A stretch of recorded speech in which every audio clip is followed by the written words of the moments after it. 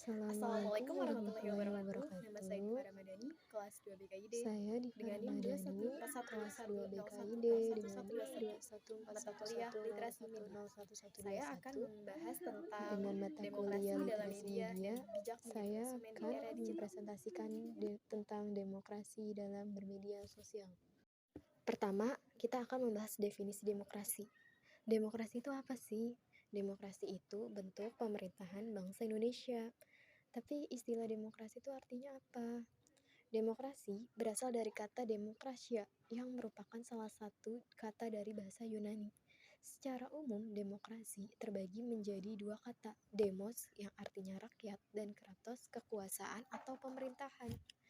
Menurut ilmuwan Abraham Lincoln, demokrasi merupakan kekuasaan dari rakyat oleh rakyat untuk rakyat, mencakup berbagai aspek kehidupan di dalamnya, baik itu ekonomi, budaya, pendidikan, yang berlangsung dalam suatu praktik kebebasan politik. Lalu, di dalam demokrasi itu terbagi atas berbagai penyaluran. Itu ada dua. Pertama, demokrasi langsung, direct demokrasi. Ya tentunya melibatkan rakyat secara langsung dalam mengambil keputusan, seperti dalam pilkada, pemilu, dan sebagainya.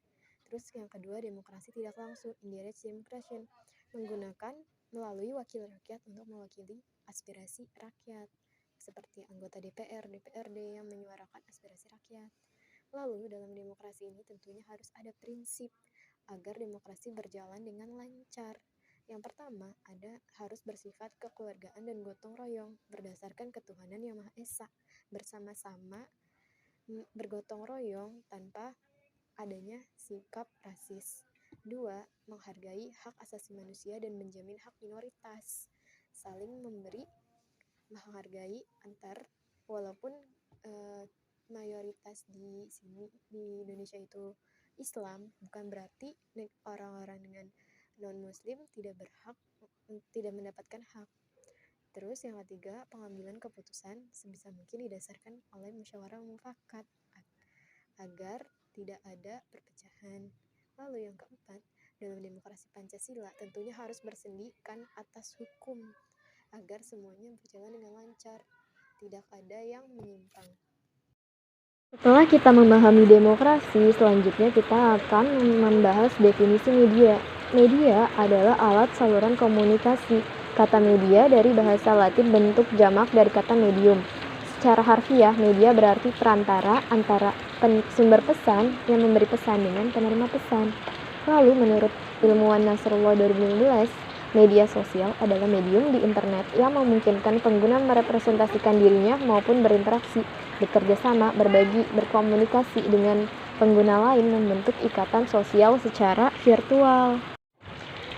Menurut Sulianta Ferry 2015, karakteristik media sosial itu ada pertama transparansi, keterbukaan informasi konsumsi publik. Lalu ada dialog dan komunikasi, yaitu ada pengupload konten, pesan, lalu ada yang berkomentar, itu kan terjadinya dialog, komunikasi. Terus ada jejaring relasi yang luas, kita bisa berinteraksi dengan antar daerah, bahkan antar luar negeri. Lalu ada multi opini, banyak pendapat opini-opini yang berbeda-beda. Tapi itu ya, pendapat dari opini itu tentunya akan menambah wawasan kita,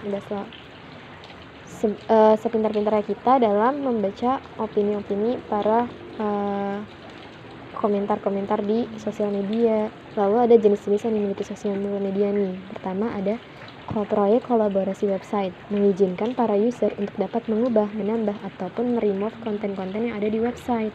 Lalu ketiga, konten dari para user ini saling meng-share konten-konten media positif, bermanfaat. Ketiga, situs jejaring sosial atau microblog aplikasi mengizinkan user untuk dapat terhubung dengan cara membuat informasi pribadi, sehingga dapat terhubung dengan orang lain. Keempat, virtual game world dunia, di mana mengaplikasikan lingkungan 3 dimensi. User bisa muncul dalam bentuk avatar-avatar yang diinginkan serta berinteraksi dengan orang lain selayaknya di dunia nyata, seperti game online. Lalu yang kelima, virtual social world dunia, di mana para pengguna merasa hidup di dunia virtual, sama seperti berinteraksi dengan yang lain, namun virtual social world lebih bebas karena dia sosial, kehidupan sosialnya luas.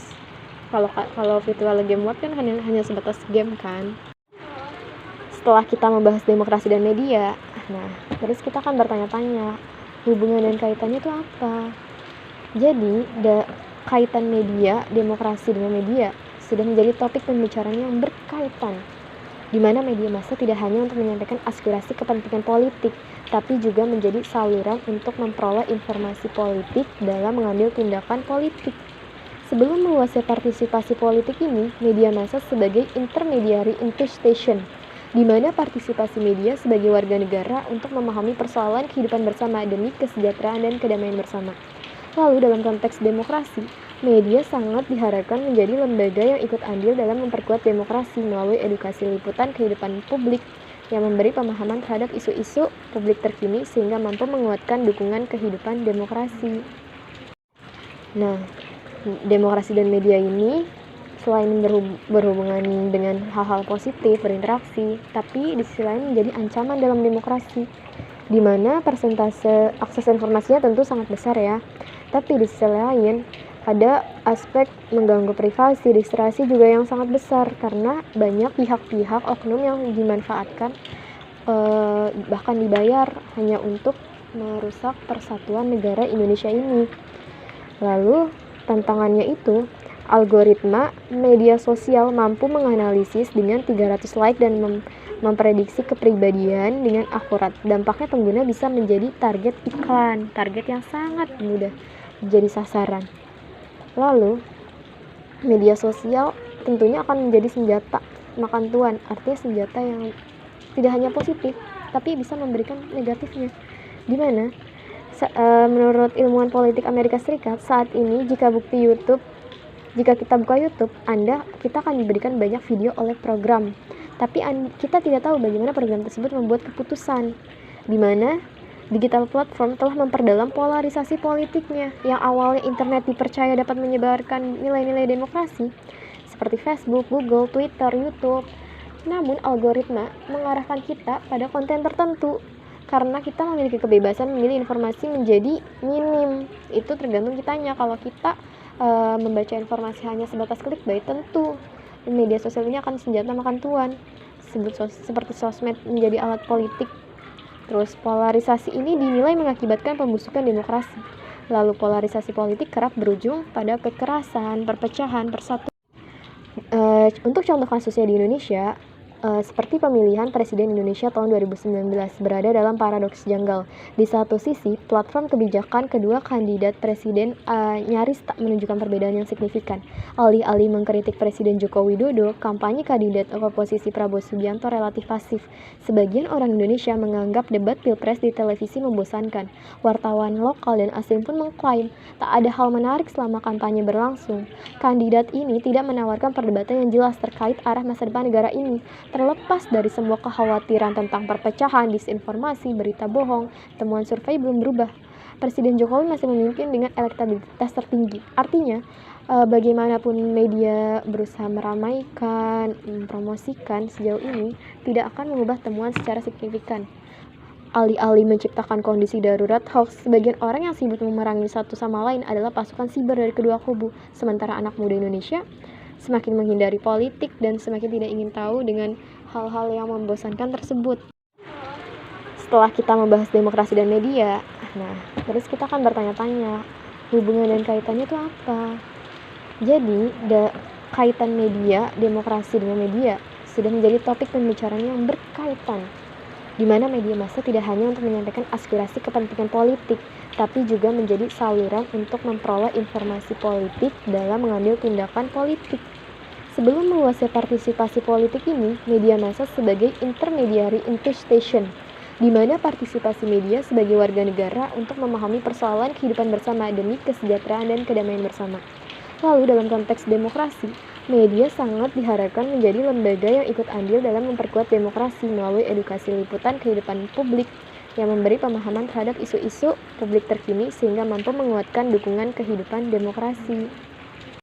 Untuk terakhir, UU ITE Demokrasi dalam Media itu ada pasal 27 ayat 3 UU IT.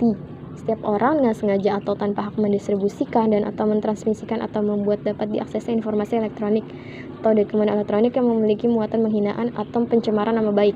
Ini sangat berlaku bagi orang-orang yang mencemarkan nama baik para pemimpin yang para pemerintah, presiden dengan tanpa sebab menjelek-jelekan. Terus ada pasal 28 ayat 2 UU IT. Setiap orang dengan sengaja dan tanpa hak menyebarkan informasi yang ditujukan untuk menimbulkan rasa kebencian ataupun permusuhan individu bahkan kelompok masyarakat tertentu berdasarkan atas suku, agama, ras, dan antar golongan ataupun sara. Materi yang kedua yaitu bijak menjadi konsumen di era digital. Konsumen itu apa sih? Konsumen adalah setiap orang, para pemakai barang atau jasa yang tersedia di dalam masyarakat. Lalu, perilaku konsumen itu seperti apa? Menurut Engel and Blackwell and Miniard, perilaku konsumen merupakan tindakan produk dan jasa termasuk di dalamnya proses keputusan yang mengawali serta mengikut tindakan pembelian tersebut. Selanjutnya, perilaku konsumen. Perilaku konsumen itu ada dua. Pertama, konsumen rasional, yaitu tindakan seorang konsumen dalam membeli suatu produk yang dibutuhkannya. Lalu, konsumen irasional, konsumen yang mudah terbujuk iming-iming diskon tanpa mengedepankan aspek yang dibutuhkan. Kalau konsumen irasional ini bisa disebut dengan FOMO, fear of missing out. Itu apa? Fear of missing out. Rasa takut, merasa tertinggal ketika kita tidak bisa membeli sesuatu yang orang miliki. Jadi kita hawanya pengen punya ini, pengen punya itu. Nah, seharusnya kita itu harus bersifat JOMO. Nah, bedanya JOMO dengan FOMO ini, kalau JOMO ini joy of missing out, artinya menikmati melewatkan berbagai hal yang tidak ingin kita lewatkan. Artinya kita bodo amat. Kayak kita membeli sesuai dengan kebutuhan kita, tidak mudah ikut tren segala macam. Selanjutnya ada tipe-tipe pembeli atau konsumen online Indonesia. Pertama, inovator. Tentu bagi mereka yang menginovasikan, merancang pasti akan mendapat pendapatan tertinggi tentunya dengan perangkat yang lebih dari satu, menggunakan aplikasi ponsel, memanfaatkan internet banking dan opsi pembayaran yang beragam. Lalu ada early adopter dengan pendapatan rendah, memiliki lebih dari satu perangkat juga, menggunakan laptop untuk belanja online dan memanfaatkan internet banking atau ATM. Nah, ini early adopter ini tipe pemburu diskon. Setelah itu ada late bloomers, pendapatan rendah dan sensitif terhadap harga, hanya memiliki satu perangkat, menggunakan segala channel toko online, memanfaatkan cash on delivery.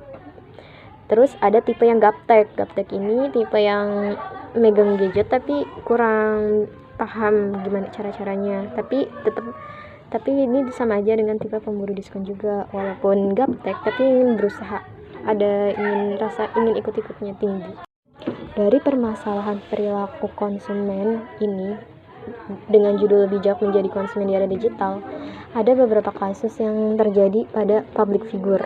Contohnya seperti di gambar nih, ada artis Bunga Zainal dengan kerugian jutaan rupiah, begitu juga dengan Ara Varianti, Meisya Siregar, Zaskia Gotik dan Siren Sungkar yang mudah tertipu dengan penipuan belanja online ini.